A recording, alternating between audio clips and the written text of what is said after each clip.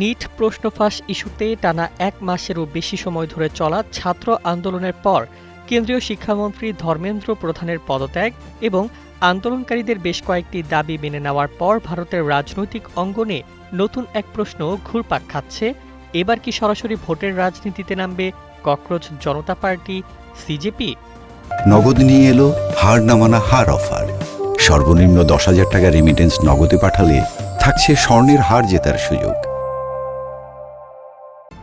দেশজুড়ে আলোচনার কেন্দ্রে উঠে আসা এই বিদ্রুপাত্মক তরুণ সংগঠনটি আপাতত রাজনৈতিক দল হিসেবে আত্মপ্রকাশের সম্ভাবনা নাকচ করলেও ভবিষ্যতের দরজা পুরোপুরি বন্ধ করছে না। ভারতীয় সংবাদ মাধ্যমকে দেওয়া এক সাক্ষাৎকারে সিজেপির মুখপাত্র আশুতোষ রাঙ্কা বলেন, ভারতে কোনো বিষয়কেই কখনোই চূড়ান্ত না বলা যায় না। এই একটি মন্তব্যই নতুন রাজনৈতিক জল্পনায় যেন আগুনে ঘি ঢেলে দিয়েছে। তবে আন্দোলনের পর আপাতত ক্ষমতার রাজনীতি নয়, বিশ্রাম এবং ভবিষ্যৎ পরিকল্পনাকেই অগ্রাধিকার দিচ্ছেন সিজেপি নেতারা।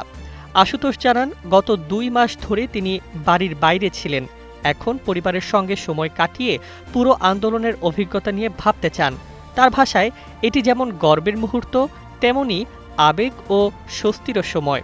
অন্যদিকে সিজেপির আরেক মুখপাত্র সৌরভ দাস স্পষ্ট করে জানিয়েছেন, এই মুহূর্তে নির্বাচনী রাজনীতিতে নামা তাদের লক্ষ্য নয়, বরং আন্দোলনকে দেশের তৃণমূল পর্যায়ে ছড়িয়ে দেওয়াই তাদের প্রধান উদ্দেশ্য।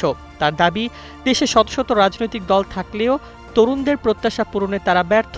তাই ক্ষমতায় যে দলই থাকুক, তরুণদের দাবি মানতে বাধ্য করাই এখন সিজেপির মূল লক্ষ্য।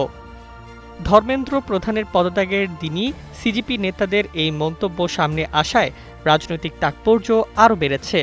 আন্দোলনের অন্যতম বড় সাফল্য হিসেবে শিক্ষামন্ত্রীর পদত্যাগকে দেখছেন সমর্থকরা। একই সঙ্গে সরকার আন্দোলনকারীদের বিরুদ্ধে দায়ের করা মামলা প্রত্যাহার এবং ভবিষ্যতে নতুন মামলা না দেওয়ার বিষয়ে নীতিগত সম্মতি দেওয়ায় নিজেদের বিজয় হিসেবেই দেখছে সংগঠনটি।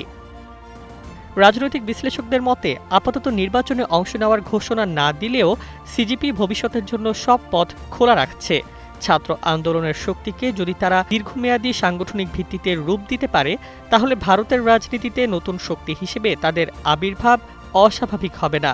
ফলে এখন সবচেয়ে বড় প্রশ্ন একটাই, আন্দোলনের মঞ্চে সীমাবদ্ধ থাকবে সিজেপি, নাকি একদিন ব্যালটের লড়াইয়েও দেখা যাবে এই তরুণদের? সেই উত্তরেরই এখন অপেক্ষায় পুরো ভারতীয় রাজনৈতিক অঙ্গন। নিউজ ডেস্ক, ২১শে টেলিভিশন।